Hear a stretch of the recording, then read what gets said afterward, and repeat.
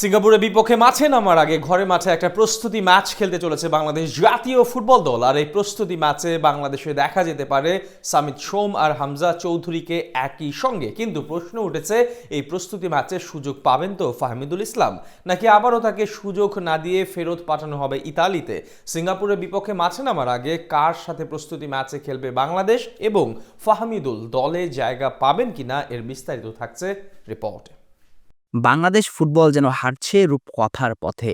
রূপকথা বললেও হয়তো একটুখানি ভুলই বলা হয়, কেননা ফিফা র্যাঙ্কিংয়ে ১৮৩ নম্বরে থাকা দেশটির হয়ে খেলতে এসেছেন ইংলিশ প্রিমিয়ার লিগের ফুটবলার হামজা দেওয়ান চৌধুরী। আর তার দেখানো পথে হাঁটছেন কিউবা মিচেলের মতো ইংলিশ ডেরাতে বেড়ে ওঠা তরুণ, যার প্লেয়িং স্টাইল পুরোপুরি ম্যান সিটি তারকা কেভিন ডি ব্রুইনার মতো। সঙ্গে সুইডিশ তারকা ইব্রাহিমোভিচের বিপক্ষে খেলা সামিত সময় এখন বাংলাদেশি ফুটবলার। সব মিলিয়ে এই দলটা যেন ইউরোপের কোনো ফুটবল দল বড় স্বপ্নই এখন দেখতে চলেছে বাংলার ফুটবল প্রেমীরা। এবার বলুন তো, ১ বছর আগেও কি এমনটা ভেবেছেন? না, কেউ ভাবেননি। তাই তো বলা, শেষ ৩ মাসে বাংলাদেশ ফুটবলে যা ঘটেছে, রূপকথার গল্পের লেখকও তার গল্পে দেখানোর সাহস করবেন না।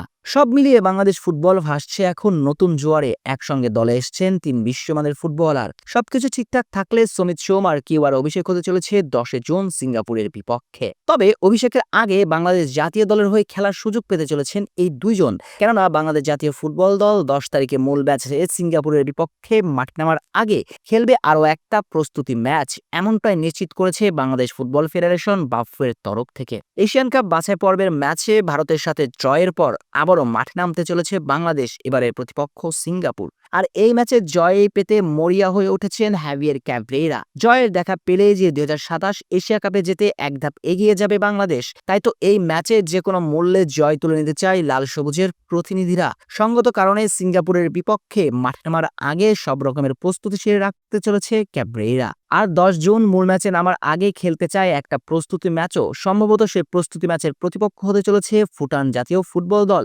এমনকি এই ম্যাচের জন্য চূড়ান্ত দিনক্ষণও ঠিক করে ফেলেছে বাফুফে।